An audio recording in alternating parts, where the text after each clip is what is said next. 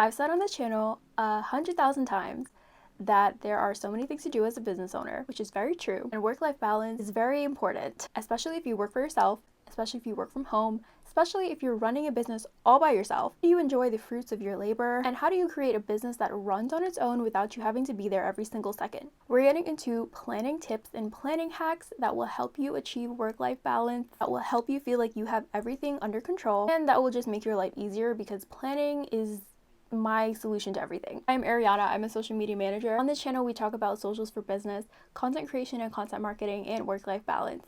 That sounds like something you're interested in. I highly suggest subscribing. So what are my favorite planning hacks? Make sure that I'm on track with my goals, making sure that whatever I'm doing during my week or during my day is actually getting me where I want to be at the end of the year, is to plan backwards. I have a video going really deep into this on my channel already about goal planning. If you'd like to check that out, it will be up here. Basically what you're going to do is write down your yearly goal that you want to hit by the end of the year and then plan backwards and divide it into quarterly, monthly, weekly, and then daily, and then figure out what actionable steps you can do to actually achieve these goals. The key is to have a realistic goal that you know you can hit. Figure out things that you can do to achieve your weekly goal, your monthly goal, and then eventually, when you have been doing these things, you will hit your yearly goal by the time the end of the year rolls around. Also, having this type of planning technique, like I said, does make sure that whatever you're doing, all of your tasks have a purpose at the end of the day, at the end of the year, and make sure that you are on track with your business. And there are different categories that you can put all of the tasks in to make sure that you do have everything under control and you don't feel like you have 100,000 things to do in the day, even though you might. So the first category is content creation. If this is a big part in your business, if this takes up a lot of time, this should definitely be its own subcategory. So this goes into making your email campaigns, your reels, your TikToks, wherever you promote your business on social media, wherever you have to create content for, can be a subcategory of tasks that you need to do, that you need to plan monthly, weekly, daily, whatever type of planning schedule works for you. Another subcategory would be admin work for your business. This is all of the back-end stuff, cleaning up your email list, taking care of your customers, responding to email, bookkeeping if that's something that you do yourself, making sure your website is running properly, updating your website, all the back-end work that goes into running your business. There are a couple of softwares out there that help you automate some of these tasks, which I have another video about if you would like to check that out. Tools to automate your business so that you won't have to be doing everything yourself. I highly recommend. And the last subcategory would be customer work. If you have orders to pack, if you have client work to do, this is another big chunk of your day, and then whatever else you have to do. Planning according to these subcategories will help keep your day organized so that you know what's coming tomorrow, you know what your week is going to look like, you're not scattered and overwhelmed with all of the things that you have to do. And you are moving towards those goals every single day. Another thing that I want to mention that you should include your daily schedule or your weekly schedule. Make time to invest in yourself and your business. And I'm not just talking about spending money on courses or buying books to help educate yourself. It's something that can help you evolve as a person in your business. Maybe that's even just watching this video. Constantly look at what you're doing, how it's going, and if there are any areas that you can improve on, tweak your strategy and make sure that you are hitting those goals. You are doing the same thing over and over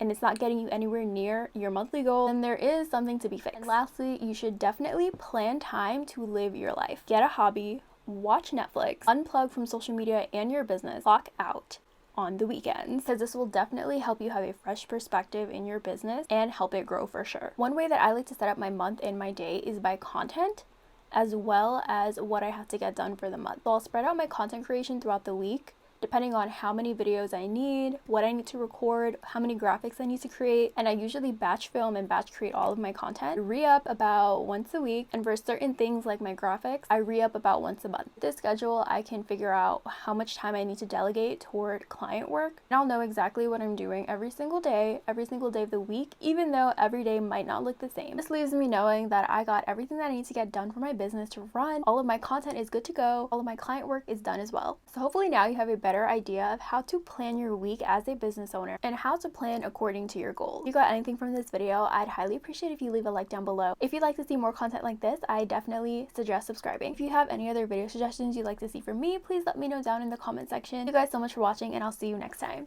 Bye!